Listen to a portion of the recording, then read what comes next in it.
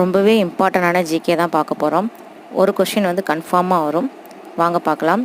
தென்னிந்தியாவின் ஜான்சி ராணி என்று அழைக்கப்படுபவர் வேலு நாச்சியார்.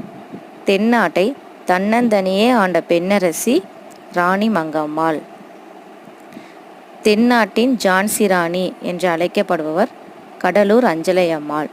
இந்த கடலூர் அஞ்சலை அம்மாள் அவர்களை காந்தியடிகள் தான் தென்னாட்டின் ஜான்சி ராணி என்று அழைத்தார். ஓகேங்களா, இது நல்லா பாருங்கள்.